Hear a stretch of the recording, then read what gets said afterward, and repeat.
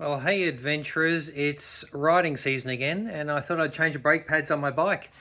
Super Cheap Auto now stocks a lot of motorcycle parts, and they have these Bendix brake pads, but I seem to have a problem. So these are the pads, sintered pads, and let me show you something. So this is the normal pads. I haven't even actually completely worn them out yet. In fact, they've got a fair bit to go, but I just wanted new ones on for this trip. I don't know if I'd get through those or not. I think the back ones are the main ones that need doing. But anyway, we're going to change these ones. So yeah, we take the pads out, and then you've got your little pistons, and I can push them all the way back. Yeah, so you can see I've pushed the pistons all the way back. This one's totally flush. This one's probably just a quarter of a tenth of a millimeter. There you go. So they're all the way back, and I put these pads in.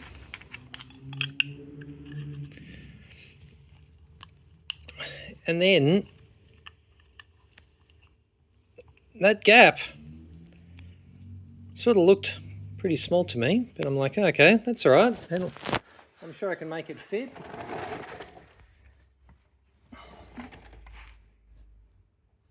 But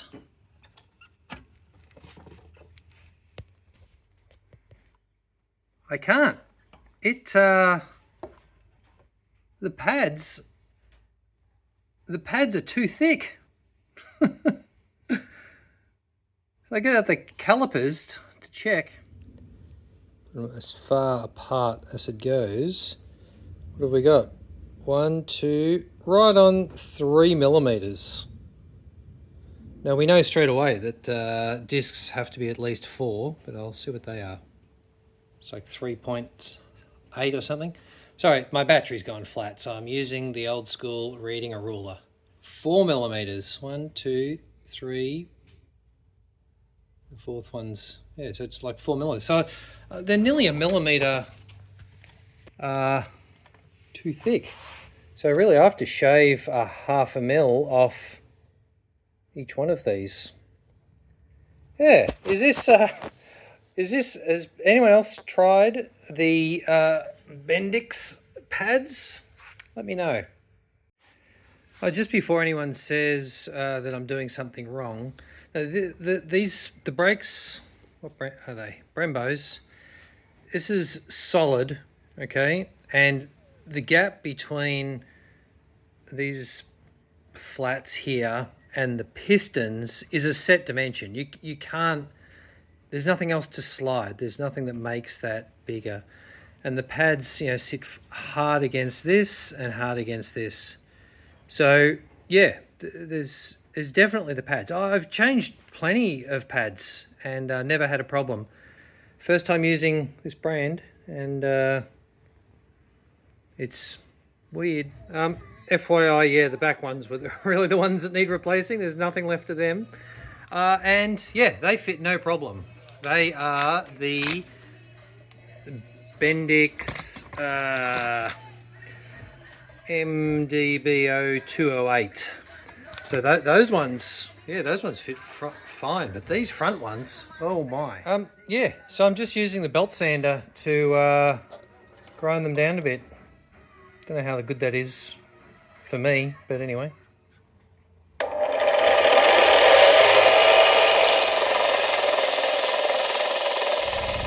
Well guys, the pads are in. Sanded them down by, yeah, I guess half a mil a pad. Took a little while. It was a bit dusty. Had to clean the workshop, but they're in, and surprisingly, they work really well. I was a bit worried that, I sort of will have polished, I guess, the surface, or done something to the surface, or even made them a bit uneven, and then they would be only biting on a portion of the pad instead of all of the pad. But no, maybe I got them pretty flat, and they feel good. So brakes feel as good as they ever did, all back to normal. So yeah,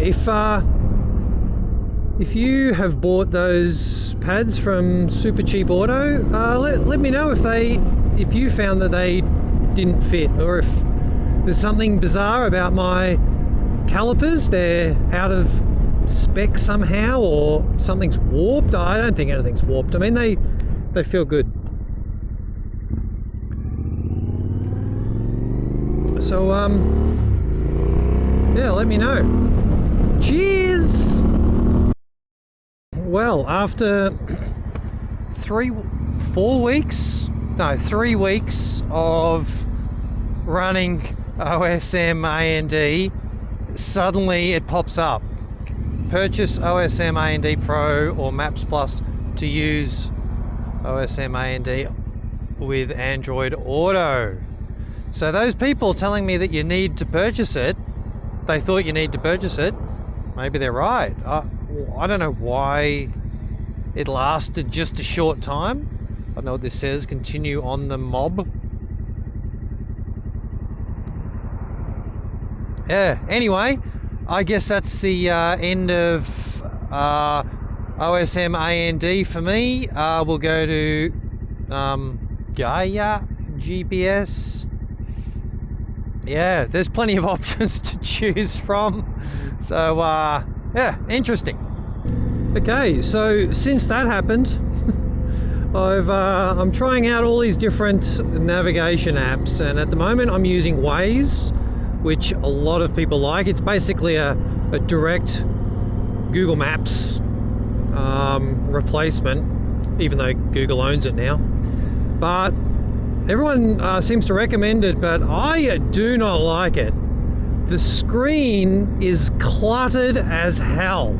Like this, you know, just popping up. There's a red light. It's like, yeah, I can drive. I don't need that much instruction, you know, so bugger off. It's just chewing up a big chunk of the screen. I like the speedo. It's got quite a big number there so that I can read. But on the road, on the map, is just full of shit. So I think what this is it's showing all the other Waze users, right? And they've got little logos, a little smiley frickin' monster. I've seen ones with swords, little suns, just all sorts of crap. And I mean, what's the point? What is the point of me knowing where other Waze users are? I guess they're going for some sort of community thing, I don't know, but it is just distracting. Look at the road up ahead. I can't even see, I can't make out. There's so many symbols. And on your phone it would be even more difficult because it's a smaller screen. Yeah, it's just too cutesy for me. Yeah, also, so it's telling me the tolls, but the tolls were miles back. Like, it's keeping that tab there for the whole trip, even though it's useless information. Okay, so I've just enabled all the like privacy settings, turned off. I've made it invisible mode, turned off all this things, but it didn't make any difference to the screen. It's still fully cluttered. So I guess this mode a bit better. Still got all my cutesy frickin' animals all over the screen. If I go into options, so there's account, sound I've already turned off, privacy, so go into privacy, personalized ads I've turned off, trip suggestions off, invisible mode is on, navigation history, recent locations, well that doesn't matter, driving preferences, avoid, those things shouldn't make any difference to the screen, unpaved roads doesn't matter. Vehicle details, I've put it on that I'm a motorcycle, only I don't know what difference that makes, but yeah, it's just, how do I get rid of those little frickin' cutesy animal bullshit things?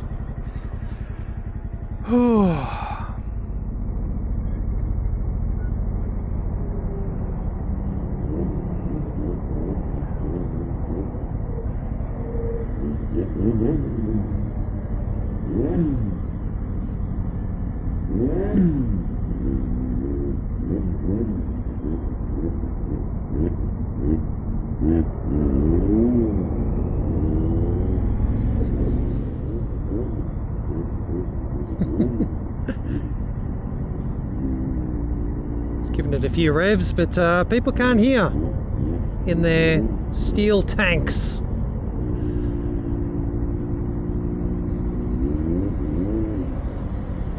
Like your fast food outlets, they don't want people to hang around. They just want people to buy their food, hand over their money, and piss off. And so we're doing stores now, like refurbs of major food outlet chains, where they remove all the outdoor seating. They make the indoor seats really like as uncomfortable as possible. Like specifically designed to be uncomfortable, because they want people just to buy their food and leave. They don't want to pay staff to clean tables or anything. They don't want to pick up rubbish.